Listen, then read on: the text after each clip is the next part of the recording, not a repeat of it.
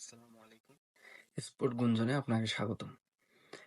আমি যে বিষয়ে কথা বলতে এসেছি সেই বিষয়ের মধ্যে অন্যতম একটি কথা হচ্ছে যে এবারে বাংলাদেশ ন্যাশনাল টিমের অধিনায়ক যিনি কিনা বাংলাদেশ ন্যাশনাল টিমকে পরিচালনা করবেন সে এবারে 2025 বাংলাদেশ ফ্র্যাঞ্চাইজি লিগ বিপিএলে ফরচুন বরিশালে থাকলেও ফাইনাল ম্যাচ খেলার সুযোগ তার হয়নি, কোনো পারফর্ম করতে পারেনি, যার ফলে তাকে পরবর্তীতে ম্যাচ থেকে বাইরে রাখা হয়। আর তার ফরচুন বরিশাল টিমে মেইন যে একাদশ সেখানে সুযোগ মেলেনি। এটা খুবই দুঃখজনক একটি বিষয়।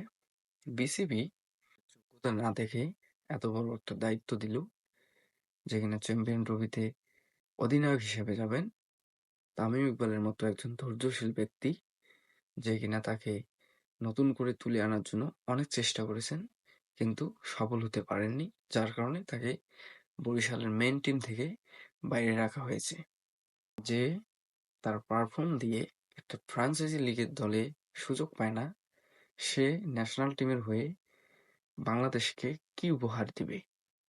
লাস্ট যে ওয়েস্ট ইন্ডিজ সিরিজ খেলেছে সেখানেও তেমন কোনো পারফর্ম করতে পারেনি, যার ফলে লিটন দাসকে পরবর্তীতে ক্যাপ্টেন দিলেও টি-20তে যে সিরিজ হয়েছে সেখানে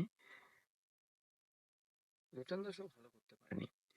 তারপরও কিন্তু লিটন দাস তার টেন্ডেন্সি দিয়ে হয়তো ম্যাচটি বা সিরিজে জয় এনেছিল, হোয়াইট ওয়াশ করেছিল ওয়েস্ট ইন্ডিজকে। কিন্তু আসলে নাজমুল হোসেন শান্তকে পরবর্তী সময়ে যখন ক্যাপ্টেন্সির দায়িত্ব দেয়া হয়, আসলে কি দেখে দেয়া হয় এটা বাংলাদেশ ক্রিকেট ফ্যান যারা আছে তারা আজ পর্যন্ত হয়তো খুঁজে পায়নি।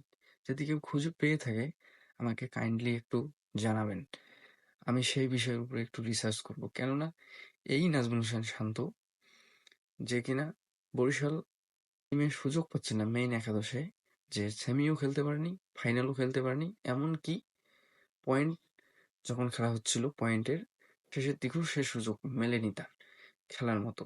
সে ন্যাশনাল টিমকে কি পরিচালনা করবে আমার মাথায় আসেই না। অবশেষে বরিশাল চ্যাম্পিয়ন হলো, কিন্তু বাংলাদেশের চ্যাম্পিয়ন ট্রফি যে খেলতে যাবে সেই অধিনায়ককে ছাড়াই। এটা আসলে তার জন্য অনেক লজ্জাজনক একটি বিষয় ছিল। যদি তিনি বুঝেন তাহলে হয়তো এই বিষয়গুলো বিসিবি কোনো কিছু সিদ্ধান্ত নেওয়ার যদিও সুযোগ নেই, কিন্তু তার উচিত তিনি নিজে পিছিয়ে আসা এবং নতুনদেরকে সুযোগ করে দেওয়া। তো দেখা যাবে আসলে এই লর্ড শান্ত কি করে। ধন্যবাদ।